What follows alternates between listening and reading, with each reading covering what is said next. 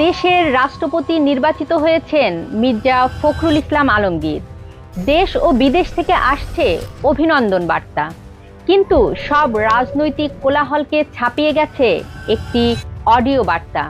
যে বার্তাটি এসেছে ভারতে অবস্থানরত সাবেক প্রধানমন্ত্রী শেখ হাসিনার কাছ থেকে। তারেক রহমানকে তিনি ধন্যবাদ জানিয়েছেন, কিন্তু কেন ধন্যবাদ দিলেন শেখ হাসিনা?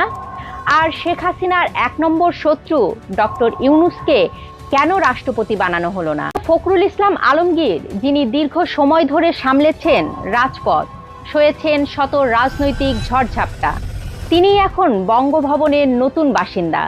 তবে পুরো ঘটনার সবচেয়ে মোড় ঘুরিয়ে দেওয়া অধ্যায়টি উন্মোচিত হলো সামাজিক যোগাযোগ মাধ্যমে।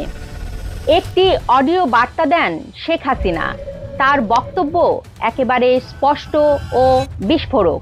তিনি সরাসরি নিশানা করেন ডক্টর মোহাম্মদ ইউনূসকে। শেখ হাসিনার ভাষায়, ডক্টর ইউনূস আবার রাষ্ট্রপতি হওয়ার স্বপ্ন দেখছিলেন। রাষ্ট্রপতি হওয়ার জন্য তার জিহ্বা এক হাত লকলক করছিল। সেদিক থেকে ওকে রাষ্ট্রপতি বানায়নি বিএনপি। শেখ হাসিনা ডক্টর ইউনূসকে কঠোর ভাষায় আক্রমণ করে বিএনপিকে ধন্যবাদ জানান।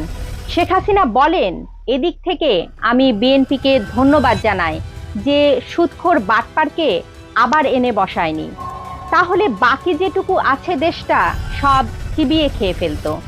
কথাটি কিন্তু এখানেই শেষ হয়নি। শেখ হাসিনা যোগ করেন এক গভীর রাজনৈতিক হিসাব। তিনি বলেন, অন্তত একজন রাজনীতিবিদকে দিয়েছে, সেটাই বড় কথা। অর্থাৎ তীব্র শত্রুতা আর দীর্ঘদিনের রাজনৈতিক বৈরী সম্পর্কের পরেও শেখ হাসিনা স্বীকার করে নিলেন একজন পেশাদার রাজনীতিবিদের মর্যাদা আমলা বা সুশীল সমাজের প্রতিনিধির চেয়েও অনেক বেশি। এখন বড় প্রশ্ন হলো, শেখ হাসিনা কেন বললেন অন্তত একজন রাজনীতিবিদকে দিয়েছে? এই বাক্যটির পেছনে লুকিয়ে আছে শেখ হাসিনার নিজের জীবনেরই এক বড় রাজনৈতিক ভুল। ক্ষমতায় থাকাকালীন আওয়ামী লীগের অনেক প্রবীণ ও ঝানু রাজনীতিবিদ ছিলেন, যারা দলের জন্য আজীবন ত্যাগ স্বীকার করেছেন। কিন্তু শেখ হাসিনা তাদের বাদ দিয়ে রাষ্ট্রপতি পদে বসিয়েছিলেন সাবেক আমলা মোহাম্মদ শাহাবুদ্দিনকে।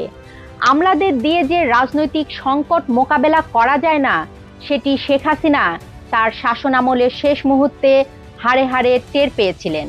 তারেক রহমান কিন্তু শেখ হাসিনার সেই ভুল থেকে শিক্ষা নিয়েছেন। ডক্টর ইউনূসকে রাষ্ট্রপতির পদে বসানোর জন্য দেশি বিদেশি বিভিন্ন মহল থেকে বিশাল চাপ ছিল, কিন্তু তারেক রহমান আপোস করেননি। তিনি স্পষ্ট বার্তা দিলেন, রাষ্ট্রের সর্বোচ্চ সাংবিধানিক পদ কোনো পরীক্ষা নিরীক্ষার জায়গা নয়।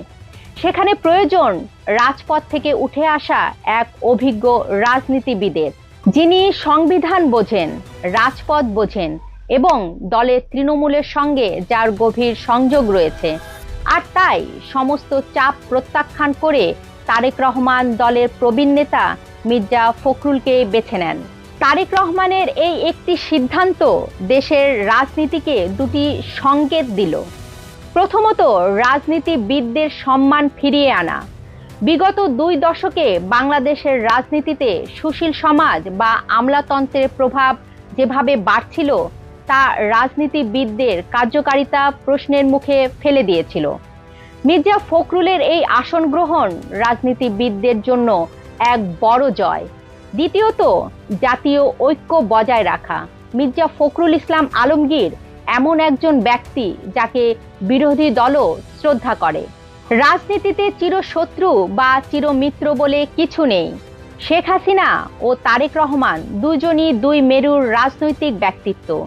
তা সত্ত্বেও একজন রাজনীতিক হিসেবে তারেক রহমানের এই সিদ্ধান্তের প্রশংসা না করে থাকতে পারেননি শেখ হাসিনাও। শেখ হাসিনার এই ধন্যবাদ কেবল একটি বাক্য নয়, এটি একটি বার্তা। দেশ পরিচালনায় যতই মতভেদ থাকুক, দিন শেষে রাজনীতিটা রাজনীতিবিদদের হাতেই থাকা নিরাপদ। দর্শক, তারেক রহমানের জায়গায় আপনি থাকলে কি ডক্টর ইউনূসকে বেছে নিতেন, নাকি মির্জা ফখরুলকে সেরা পছন্দ মনে করছেন? আর শেখ হাসিনার এই ধন্যবাদ বার্তাকে আপনি কিভাবে মূল্যায়ন করবেন? জানান আপনার মতামত। ভিডিওটি শেয়ার করুন, লাইক দিন।